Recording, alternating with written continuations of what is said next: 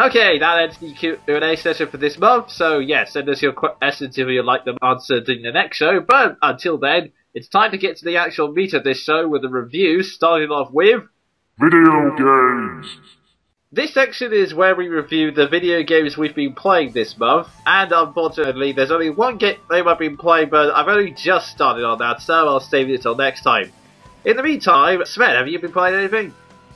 Yes, actually. I mentioned the game that I've been playing more in detail last Monkey broadcast. I did a quickfire for it, so I'm going to do the full shebang. Dragon Age 2. Ah, that's the BioWare title, right? Of course it is, it's me. Yeah, dumb question. Okay. Yeah, this is the sequel to Dragon Age Origins, and it's one of the most divisive games I've ever seen in my life. I mean, like, Metroid Other M divisive. Oh boy. Yeah. Thankfully, it's not quite as bad as Metroid Other M. In fact, I would not say it even approaches Metroid Other M levels of bad. Where do you stand? Are you for it or against it? Well, after playing it through, I started on the side that was against it, because it was so unlike Origins. It changed the entire battle system, for one, which I'll get to in a minute. It has almost no connections to the original. Again, I'll get to that in a minute. And generally, the start is a bit slow. But then again, after watching Knights of the Old Republic 2 and playing that, maybe I shouldn't really complain. Fair enough. But as I played more into it, I started getting more into it as plot events unfolded, and I actually had the opportunity to, and I almost never get to do this in RPGs lately, especially the multiple choice ones, actually develop the main character. Huh. So much so that it kind of actually reminded me of writing out a story that I was playing, which is something that, like I said, almost never happens to me. It's actually unaware these days that you can do full-on role-playing in RPGs. Yeah, and this time, damned if I didn't get the opportunity. And damned if I didn't take the opportunity. Ah, fair enough. So what were the actual changes to the battle system? Well, Origins used the Knights of the Old Republic system.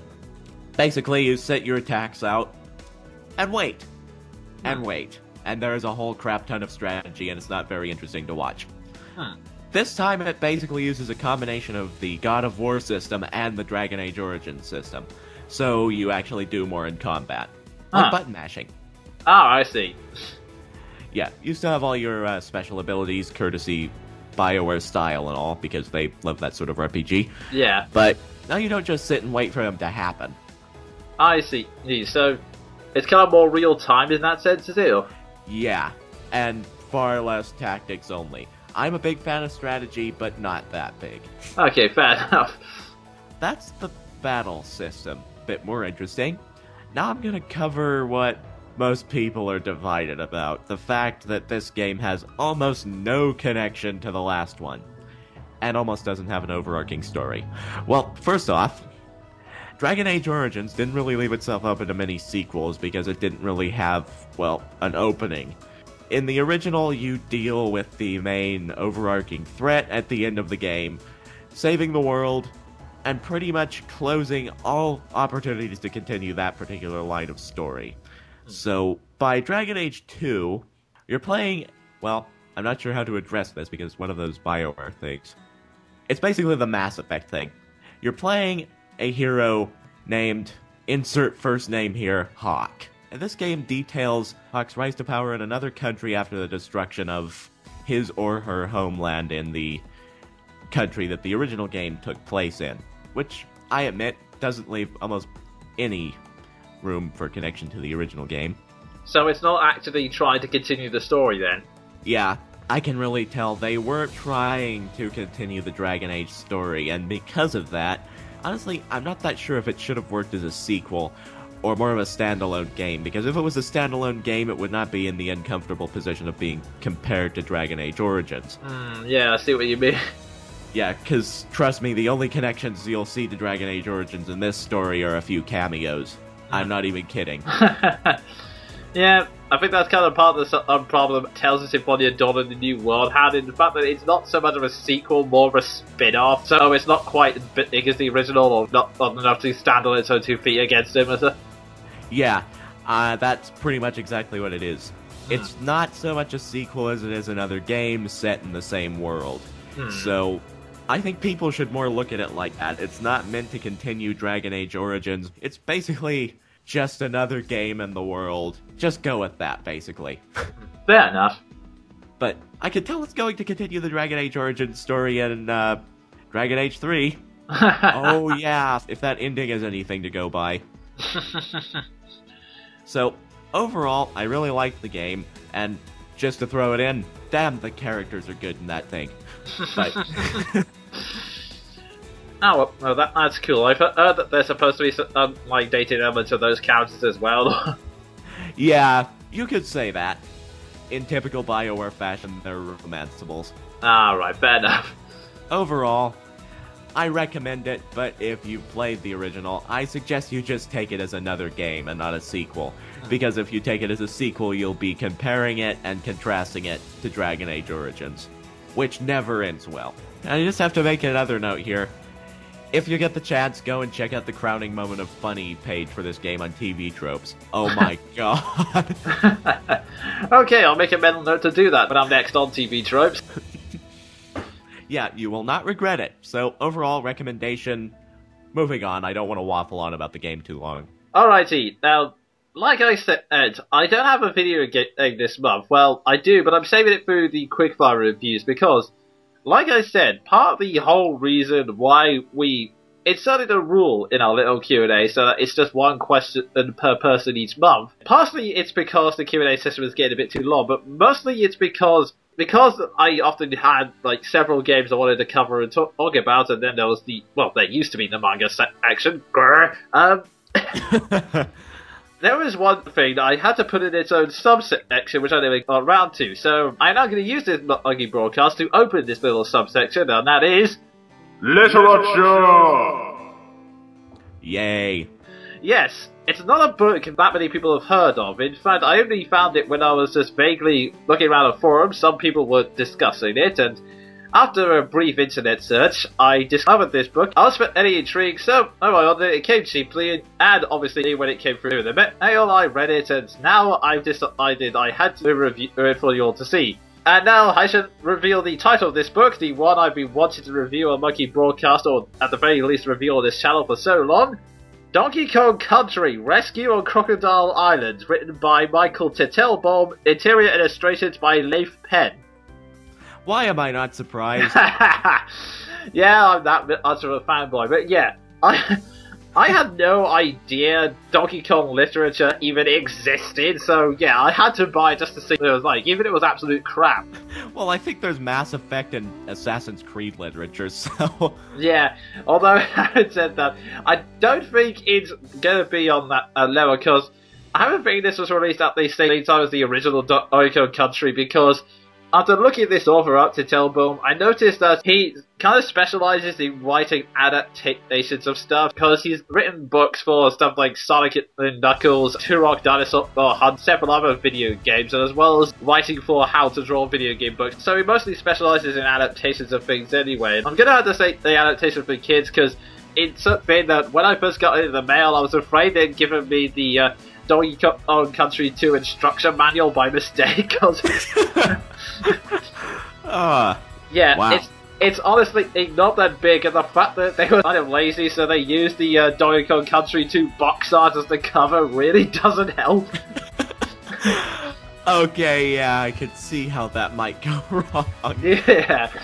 The plot is essentially tries to convert the second Donkey Kong game, Diddy Kong's Quest, into a novel form, and so yeah, you can pretty much get the gist. Donkey Kong's being kidnapped, so it's up to Diddy and Dixie to go and rescue him, although as an adaptation they made a few new changes, like Cranky comes on with them now as well, because, hey, Cranky, you can't go wrong with him. Of course not. Yeah, so... I should probably comment about the writing style. Right off the bat, I will say it's for kids, so the writing style is very simplistic. So, I mean, there's no, like, real dramatic flair. It's just a basic description of the scene, and then just the characters saying their lines. It's nothing overly dramatic, but, you know, it gets the job done, and it's entertaining enough. I mean, I read through the whole thing there without wanting to punch myself.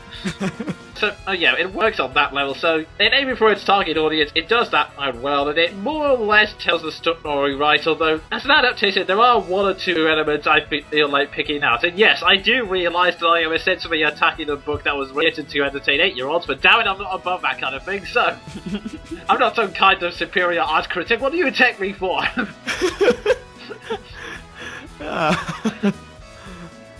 Oh dear. What do you take us for, professionals?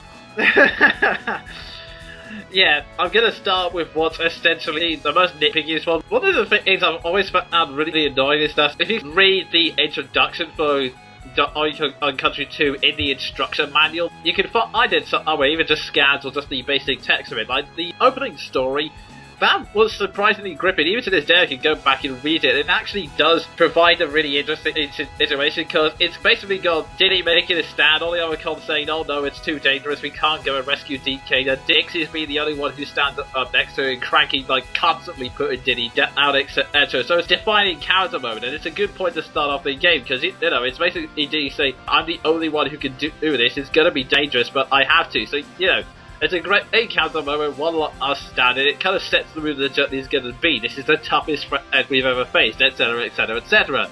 Ever since then, no one's ever been able to get that feeling. I mean, when they made the opening cutscene in the Game Boy Advance port, they kind of fluffed it up by having the con say, oh, don't worry, we'll go with you then. They just had to say, oh, we'll go with you then. And he goes, no, there's no time. I'll go on ahead. We can have Agar come with us. So, yeah, essentially it just makes Diddy look impatient rather than a brave hero making his last stand. Yeah, that kind of ruins the moment. But, yeah, back to this book. For some reason, they decided to shift the focus a bit. So that, okay, basically Diddy and Dixie decide, right, we're going to do this. Cranky then says, oh, I see, then I'll come along with you, you'll need me. Basically, the other guys say, well, you're kind of a bit past your prime, I'm not sure if you can handle it, that kind of thing. So it kind of becomes more about Cranky proving that he's not so old, which is pretty strange. Yeah, imaginable, once again. Yeah, the old character focus moves away from Diddy to Cranky. I mean, don't get me wrong, Diddy and Dixie do end up doing the most stuff in the book, but it's still kind of an odd shift. Also, in terms of an adaptation sense, there are some weird changes they made, like they make Neeks underwater rats. Okay. Yeah, Why? I don't know. I mean, there are plenty of underwater enemies. I mean, admittedly, they did use up Lockjaw and they see the underwater fight with Engard, which, yeah, it's short but as cool as it sounds, but yeah. For reason, yeah, they make these odd choices like that, and there is also one thing I've noticed. I'm going to read a couple of extracts now from the book. I want you to see if you can notice the slight difference between this book and the video games. Okay. The others listened carefully as Dixie read the note. To the Yellow Belly, the land-loving cod family. Yahar, I am the big monkey on Crocodile Island. If you want him back, you scurvy dogs, you'll have to hand over the banana fork. The note was signed Captain K. Rool. The cons stared at one another in stunned silence for a few seconds, absorbing the meaning of the note. Diddy then spoke first. Rule! He snarled. Don't worry about me, Donkey Kong yelled to his friends. You've got to stop Rule! He has enough firepower on that crocodile of his to blow up the whole fortress! Too late, monkeys, shouted Rule. My bombs will destroy the keep and your friends with it! But before Rule could hit the release lever to drop the bombs, Diddy returned Rule's smokescreen by setting up a smokescreen barrel of his own. The cockpit filled with thick grey smoke. The Kremlin couldn't find the bomb release controls. Rule stumbled around bloody K-roll, K-roll, K-roll, for goodness sake, the K is not silent! Brilliant. It's supposed to be a pun on the word cruel, and there's a K because of all Kremlin start with a K, hence the... Okay, I kind of see what they're going for with the whole fantasy referring to the main antagonist by, you know, surname only, but not Donkey Kong. Yeah, oh my good lord. Some ideas are just not meant to be used.